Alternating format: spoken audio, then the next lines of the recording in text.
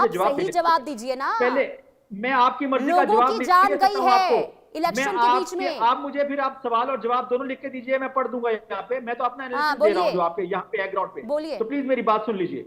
दूसरी जो बात है, इलेक्शन वहां पे हो गए हैं, जो आप जैक की जो डिमांड थी, 38 डिमांड थी, ये मैं आपको अपडेट कर रहा हूँ कि गवर्नमेंट में उसने उसमें से 37 मान ली है।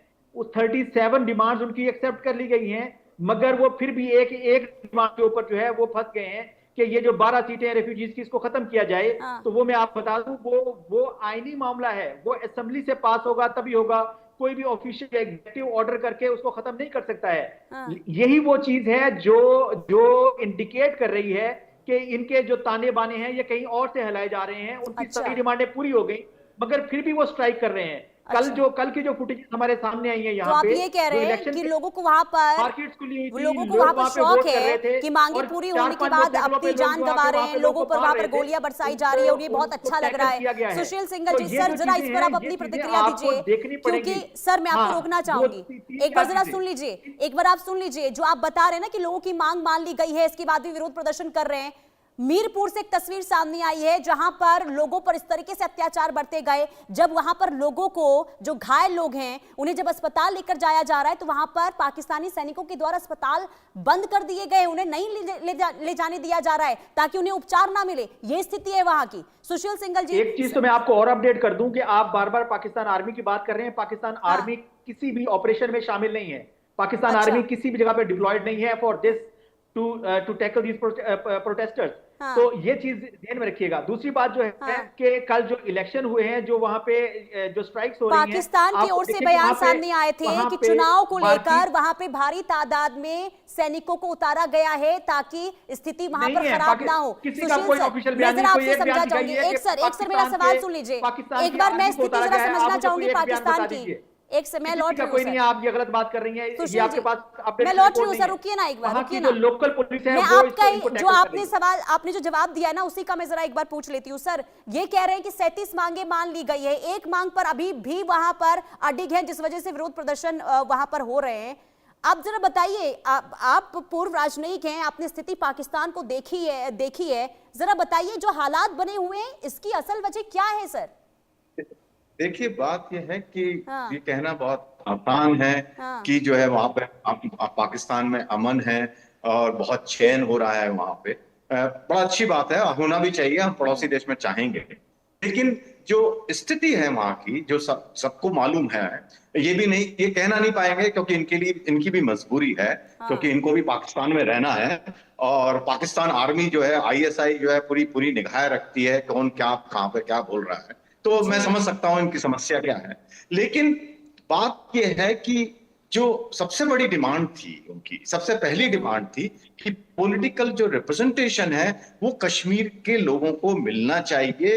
जो फेडरल गवर्नमेंट का कंट्रोल है वो नहीं, वो उसको खत्म करना चाहते थे। सबसे पहली डिमांड उनकी वो यही थी।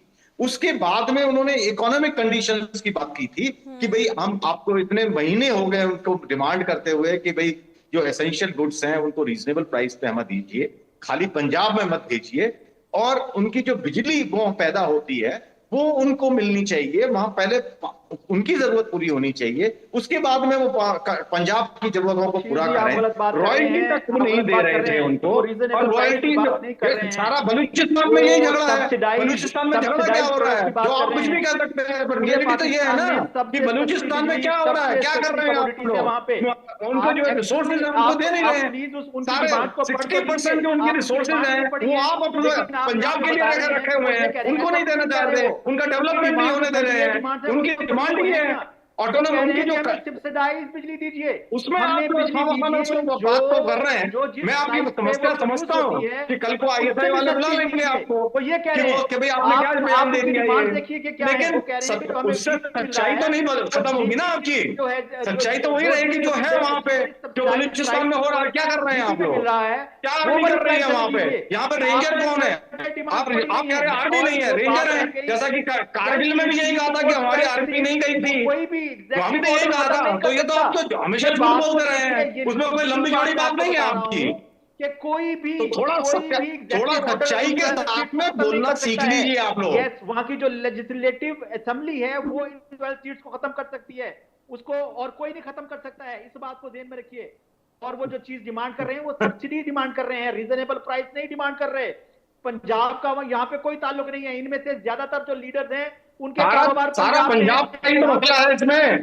पंजाब को अगर हटा दें वहां से तो सारा पाकिस्तान में जो समस्या खड़ी हो रही है वो खत्म हो जाएंगी, क्योंकि वहां पे आर्मी का कब्जा पंजाब को है। पानी जो वहां पर पानी की समस्या क्यों खड़ी हो रही है वहां पे? क्योंकि सारा पानी पंजाब में जा रहा है, सिंध को पानी नहीं मिल रहा, बलूचिस्तान को पानी नहीं मिल रहा करते हैं। तो ये सारी समस्या वहां पे आप अगर इसी मुद्दे को मानने को तैयार नहीं है तो आप समस्याओं का हल कैसे करेंगे? और आप नैरेटिव बिल्ड कर लेते थे। अब एक एक चीज जो है वो एक्सेस में है। 130 करोड़ हिंदुस्तानी जो है वो 1 मिनट में जान सकते हैं कि वहां पे इलेक्ट्रिसिटी किस प्राइस पे मिल रही है और बाकी पाकिस्तान में इलेक्ट्रिसिटी किस प्राइस पे मिल रही है। वहां पे इस वक्त हमारे यहाँ तो देखिए आप जो है, मैं तो भारत, देखिए भारत की तो आप बात ही छोड़ दीजिए, वहां से आपका कोई कंपैरिजन नहीं है। इस वक्त बात पाकिस्तान के, आप बार बार भारत के बारे में क्यों बात करना चाहते हैं? मेरे को ये समझ में नहीं आ रहा। यहाँ जो डिस्कशन हो रहा है पाकिस्तान के बारे में हो रहा है, भारत के बारे में करना चाहिए तो एंकर से बात करके पाकिस्तान की हकीकत जैसा आपने कहा चीजें आपके अपने मुल्क में हो रही हैं, आप उनको हाईलाइट नहीं करते, इसलिए आपके 130 करोड़। सुनिए अली अशरफ जी, पाकिस्तान और भारत का कंपैरिजन मत कीजिए। सुनिए, पीओके में जो हो रहा है ना, मीडिया को वहां पर दबाया गया है कि हकीकत आप मत दिखाइए। और जैसा सुशील जी आपने कहा ना कि उनको पाकिस्तान में ही रहना है, इसलिए असलियत नहीं दिखाई जा रही है। सुनिए, जो वहां से आंकड़े सामने आ रहे हैं, जो लोग वहां की हकीकत बयां कर रहे हैं, वो मोबाइल से रिकॉर्ड की हुई तस्वीर सामने आ रही है। मीडिया को वहां पर बिल्कुल दबाया गया कि आप पीओके की हकीकत मत दिखाइए। भारत में ऐसा नहीं होता है। भारत में प्रोटेस्ट हुआ तो भारत के हर एक मीडिया चैनल ने दिखाया। आप कंपैरिजन मत कीजिए भारत के साथ। अब सुनते नहीं है सर, गोदी मीडिया कहते हैं कि आपको जो गवर्नमेंट नैरेटिव देती है सुनते ही नहीं है आप भारत के साथ, आप भारत के साथ मत कीजिए कंपैरिजन पाकिस्तान का। यूज नहीं करते हैं।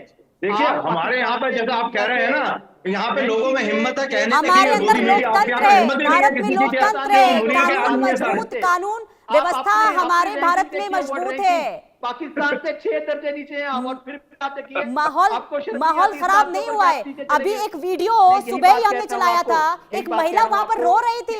ये कहा गया महिला के द्वारा कि मेरे पापा को मारा गया, मेरे पिता को मारा गया। आप कैसे इस हकीकत को बचा सकते हैं, कैसे इसे दबाने की कोशिश कर सकते हैं सर? सारी चीजें कंक्लूसिवली लोग जो है 1 सेकंड में हासिल कर सकते हैं। आप लोगों की उनको जरूरत नहीं है। आप नैरेटिव बिल्ड नहीं कर पाएंगे, क्योंकि नेगेटिव कोई बिल्ड नहीं कर रहा है। जो हकीकत है वो आप सोचिए ना, हर प्रांत में, खैबर पख्तूनख्वा को ले लीजिए, आप पीओके को ले लीजिए, हर जगह सिंध को ले लीजिए, वहां पर जनता सड़कों पर उतरी हुई है। सुनते नहीं है सर, जो हकीकत सुनना अच्छा ही नहीं लगता आपको। रहनुमा आपको कहते हैं आपने वही करना है।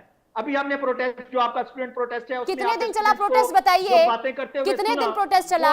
कार्रवाई हुई है, मीडिया को किस तरह से कार्रवाई हुई है। आप सोचिए, जून से पीओके में, जून से प्रोटेस्ट शुरू हुआ, इसमें अब तक जो आंकड़े आए हैं 30 लोगों की मौत हो गई है। सोचिए, ये जो आंकड़े डरा देने वाले हैं अली अशरफ जी, आप सुनते नहीं है। अब भारत के साथ कंपैरिजन करने चले। बहुत हैरानी है इस बात की कि आप लोग कभी भी सामने आकर ये नहीं बताते हैं कि जो वहां पर अत्याचार हो रहा है लोगों पर वो सही नहीं है। आप लोग बोलिए, क्यों नहीं बोलते हैं?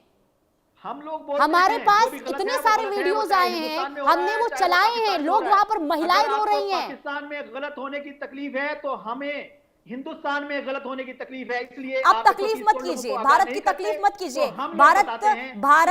भारत लोकतंत्र के मामले में बहुत मजबूत है। भारत की चिंता मत कीजिए, पाकिस्तान की चिंता कीजिए। जहां धज्जियां